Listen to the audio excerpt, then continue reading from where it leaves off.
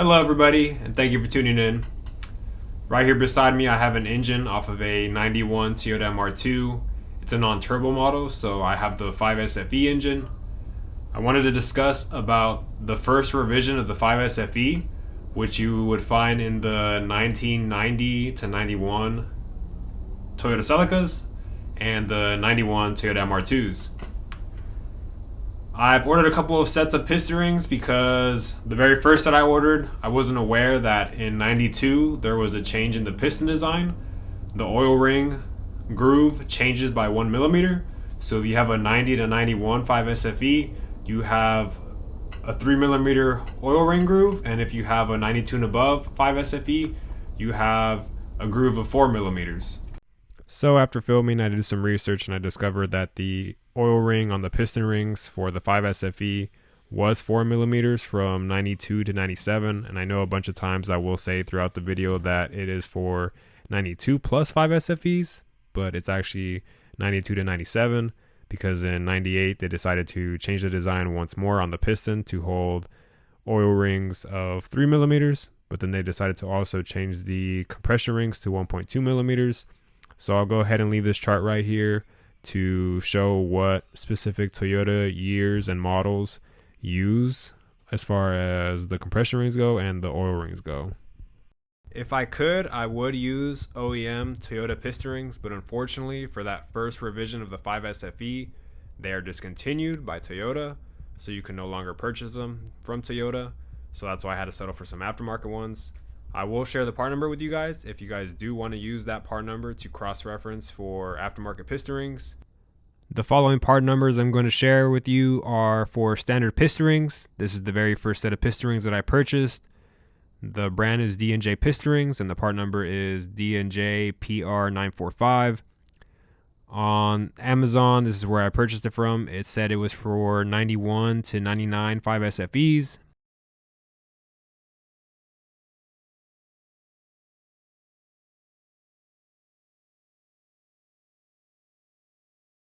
And when I put my information in for a 91 MR2, it said that this should fit, but I had to read even further, and below it said compression ring top one is 1.5 millimeters, second ring 1.5 millimeters, and that oil ring was 4 millimeters. And I didn't notice that, so that's why I purchased this one. And this one's wrong, but if you have a 92 and above 5S-FE, then this is the set you would need because, well, it's got that oil ring of 4 millimeters. I have the expander installed from that set right here, and as you can see, it does not fit. This is how the expander is supposed to fit in there. It's supposed to fit flush in there. This is the second set of standard piston rings that I ordered for my MR2, and this one is supposedly for 90 to 91 5S-FEs. However, when I tried to install this into my engine to check piston ring end clearance, I discovered that the rings were too small and they would fall right inside the engine. So this is the packaging that came in that box, and all three rings, top and second and oil ring, they are too small. When I tried to install them to check the clearance, they fall right in there. See how it's already fallen in there? It's not supposed to fall in there like that. So if you encounter this online, do not purchase this because it's going to be too small. This is the third set of standard piston rings that I got. I got these off of Summit Racing. The brand is Hastings. Part number is 4686. And this one here on the box, it even labels the cylinder bore diameter that's 87 millimeters. That top ring, 1.5 millimeters. Second ring, 1.5 millimeters. And the oil ring with the expander, 3 millimeters. I'm not too particularly happy with these piston rings right here, only because when I measured the piston ring end clearance, they're more on the looser side than I like, especially for a brand new set of piston rings. So what I'm going to do is I'm going to mix the first set that I showed you of D&J piston rings for the later 5S-FEs. I'm going to use those compression rings, and then I'm going to use the oil rings off of this one. I'm going to go ahead and show you the measurements that I measured on this one and why I'm not too happy with the piston ring end clearance, especially for being brand new rings. Piston ring end clearance is pretty much how big this gap is when it's inside your cylinder. So you don't want this gap so tight where it's pretty much close to butting each other, or if or it could be butting each other. You definitely don't want that. If it were too tight of a piston ring end clearance, then this would pretty much just seize in your engine. It'd seize the piston up, and then your piston would get seized into the cylinder, and you would have catastrophic engine failure. You also don't want this ring too loose. So by loose, I mean this gap being big, because that could cause loss of compression and oil burning issues, and you definitely don't want that. So that's why there's a proper tolerance of your piston ring end clearance. And the way to measure that is to install this ring inside your cylinder, and you get a set of feeler gauges and measure it, and then just compare it to what you find in service information to see if that's within the proper specification. So the rings I have in front of me are from the Hastings set. These are the compression rings. The first ring came in this kind of package. First thing I didn't really like about this was that normally piston rings will have like some kind of identification as far as how you want to have this in the cylinder. Top meaning it faces in there like that and not like this. So when you install it on your piston, you want this on top. And this first ring, only one of them, they labeled top. And what's strange is the other ones, they didn't put a label on it. And normally it doesn't matter if it doesn't have a label, but like, why would you label one of the rings but not label the rest of the 3 rings? That's just strange. Because normally when you buy a set of piston rings, and if there's no label, then that's trying to indicate that it doesn't matter. It doesn't matter if you face it like this or like this. But like on these first rings, it's just strange how they only labeled one of them top, but the other 3, they decided to not bother putting a label on it. So wasn't really happy with that. And then I really wasn't happy when I started measuring the piston ring end clearance. So I'm going to go ahead and show you how to do that. But first I'm going to go ahead and lube up these cylinder walls with oil, so that way when I slide the piston rings in there, it doesn't go in there dry. Alright, I've already got a light coat of oil inside of my cylinder walls. And when you install these piston rings, you want to make sure that the marking is facing the top portion. But since I only have one of these rings that say top, well, this is the only one that's going to face top. These one don't have a indication, so it doesn't really matter which way I flip them. So when I install this, I just want to squeeze it a little bit and then push it down.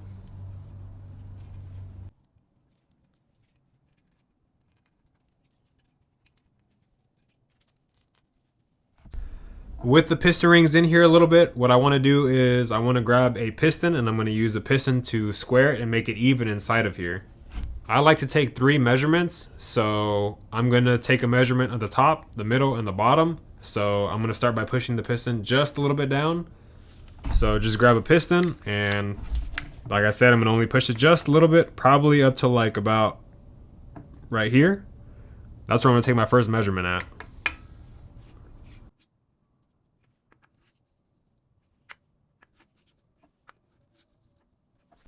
The specification for the piston ring end gap for ring number 1, again, I'm working with standard piston rings, so ring number 1 is supposed to be between 0.27 to 0.5 millimeters when brand new.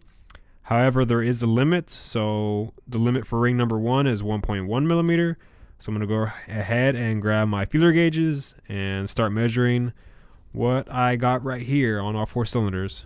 Alright, now knowing the specification for my piston ring end gap clearance for that top ring, also known as ring number 1, I can go ahead and select my feeler gauges. So this is the way I do it. I don't have a feeler gauge that's 0.27 millimeters. So if I really wanted to measure 0.27 millimeters, what I have to do is get 0.23 and get 0.04 and stack these two, and that gets me 0.27 millimeters. However, what I like to do, since that minimum is pretty much just to confirm that there is at least a gap there, so what I like to do is I just get the one that I do have, which is 0.28 millimeters, and I like to confirm that there is at least a gap present with this one. Now, if this one doesn't fit, then yes, I'm going to go ahead and stack these two to see if this one fits when these two are stacked. And if they don't fit, then that means I need to file the ring. So what I'm working with, I'm grabbing the 0.28 millimeters. Well, first, before anything, do a visual inspection on all 4 piston rings. Make sure there is at least a gap present. No point in putting a feeler gauge if there is no gap there. but in my case, there is a gap on all 4 cylinders. So I'm going to start with cylinder 1. This cylinder 1 is the front of the engine. This is where the front of the crankshaft is, so that's why it's cylinder 1. And grab my 0.28 millimeters. That slides in there easily. So this tells me there is at least a gap present, and there's no point in me stacking the 0.27 millimeters because pretty much that minimum is just to see that there is at least a gap there, a minimum of 0.27 millimeters. So it goes in there good. Cylinder 2, same thing, goes in there good. 3, goes in there good. 4, same thing, goes in there good. So all 4 cylinders, since this 0.28 millimeter goes in there, then no need to put that 0.27 millimeters because there's at least a minimum gap of 0.27 and of 0.28. So after I check that minimum gap, I'll go to what the minimum is supposed to be. Sorry, the maximum is supposed to be when brand new, which is 0.5 millimeters. Grab that feeler gauge and see how cylinder 1 goes in there too easily. That's what I'm not happy with. It's a brand new ring, and that piston ring end clearance is already on the looser side, like if this piston ring were already worn. And I just don't like that for it being a brand new ring, because eventually it's going to get even more worn, and then I'm going to have a loss of compression. This is, like I said, I already checked this off camera, so this is within the proper specification as far as what the limit goes. So it's not bigger than 1.1 millimeter, but I'm not happy that my 0.5 millimeter feeler gauge just slides in there as easy as this. So cylinder 2, same thing. Although this one does have a little bit more of a catch to it, but it still slides in there a little bit more easier than I like. And cylinder 3, that doesn't go in there. So to me, this is a good ring because on cylinder 3, this is within the proper specification of brand new, because it's between 0.27 millimeters and between 0.5 millimeters, because this doesn't go in there. So it's somewhere in that tolerance. I could go in and grab other feeler gauges to confirm what the exact piston ring end clearance is, but I don't need to. What I'm just looking for is to see if it's within that threshold. So this one's good. And same with this one. So this one is also between 0.27 millimeters to 0.5 millimeters. So for cylinder 3 and 4, those rings are good. This one's a little bit questionable, and this one I'm definitely not happy with. Another thing that's worth noting, I do know for sure that my cylinders, all 4 of them, are supposed to take a set of standard piston rings, and I know that it's not worn too bad where it needed to be bored over. So I know it's not the cylinders that are causing these rings to vary, because off camera I've already moved this this piston ring to another cylinder, so this one over here, and same thing, it moves over with the piston ring, so the gap is big even on this cylinder over here. But I didn't even have to do that because I've already confirmed that all 4 cylinders are healthy as far as wear goes, because I confirmed that with the dial bore gauge. I actually made a video showing how to use a dial bore gauge to confirm to see if I needed engine rebore or if I was okay with using standard piston rings. I'll go ahead and put a link up top in case you're curious on how to do that yourself. But that's how I know that I definitely did not need a rebore, and that's why I decided to get a set of piston rings, standard piston rings. Just to show you that it's at least within the limit, I'm going to go ahead and grab the biggest feeler gauge I have, which is 0.88 millimeters. So it's not 1.1, but it's the biggest one I have. And if I want to stack up and get 1.1 millimeters, then I can add this 0.8 and I can add this 0.3 and get 1.1 millimeters in case this gap ends up being bigger than 1.1, but it's not bigger than 1.1 millimeters because I'm pretty sure this 0.88 millimeters does not go in here. So this is back to cylinder 1 with that ring that I don't like. And yeah, it doesn't go in there. So like I said, it's technically within the proper specification. You shouldn't have an issue putting this ring inside, but I'm just not happy that it's bigger than 0.5, so the specification when it's a brand new ring. And that's why I'm going to use the D&J compression rings off of the later 5S-FE, because I measured that off camera as well, and those actually have a tighter clearance than what I'm showing right here. Not super tight where it's butting up against each other. It's within the proper specification that's I found in the service information, so that's why I'm going to go ahead and use those. But I just wanted to showcase, me doing it on this set right here.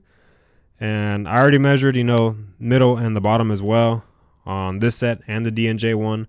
And for me, I'm going to go ahead and use the D&J one just because it's more on the tighter end.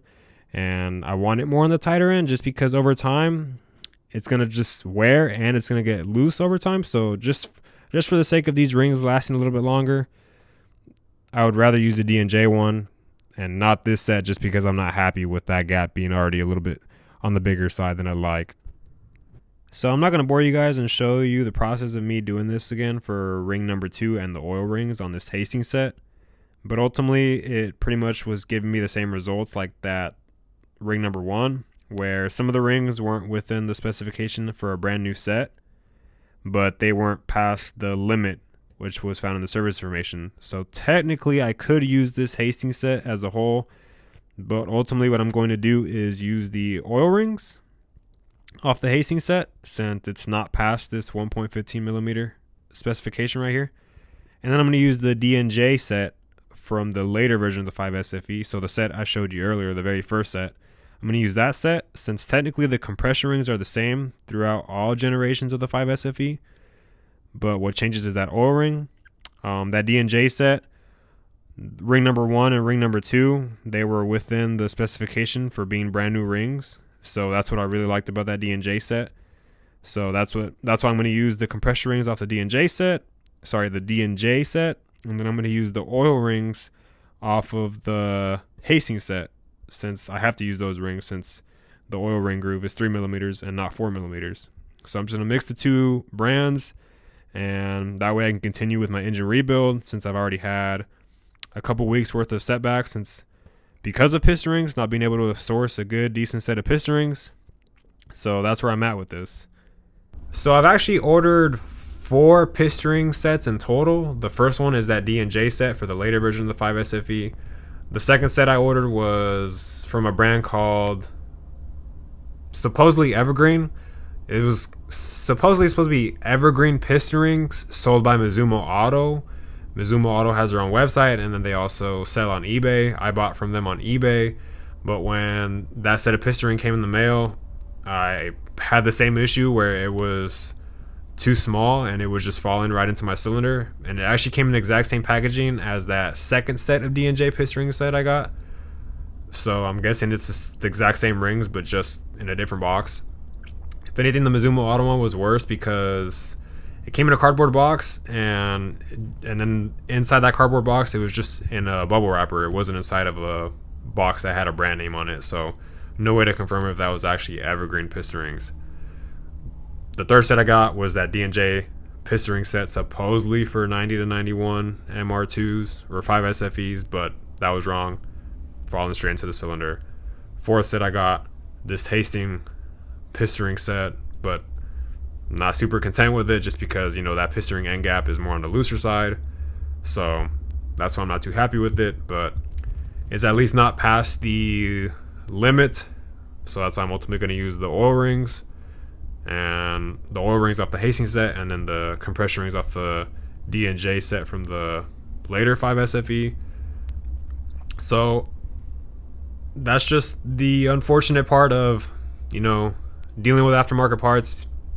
Aftermarket parts are never going to have the same level of quality as OEM parts, and ideally I would like to use OEM parts, but unfortunately it's just discontinued, so this is what I have to work with. And there's also not a lot of brands that offer piston rings for the first revision of the 5S-FE. because it was only offered for 2 years, and you know how supply and demand goes. If there's not a lot of demand, then there's not a lot of supply for it. So that's why there's not a lot of offerings for aftermarket piston rings for the first revision of the 5S-FE, because usually Rock Auto is my go-to as far as getting aftermarket parts, but when you go there, when you're looking for standard piston rings, all out of stock, it says. So you're never going to know when they're going to have, stock available. So that's why I ultimately went on Amazon and discovered those D&J piston ring set. Then I had to go to eBay. Then ultimately the Hastings set I got on Summit Racing. So it's a little bit difficult sourcing piston rings for the first revision of the 5S-FE, but if you're having the same situation I am, you can do what I did and just mix the two sets, or hopefully your Hastings piston ring set is not like mine and more on the looser side, because maybe if I order another Hastings set, return the one I have and order another set, maybe they're going to be better, but I'm not sure. I'm just going to use what I have since it's technically within the limit. I'm going to wrap it up there. I feel like I've already rambled enough. If you guys enjoyed the video, please go ahead and give me a like. If you're liking my content so far, please feel free to subscribe. And if you have any feedback you'd like to leave or any questions, feel free to comment. You guys have a good one.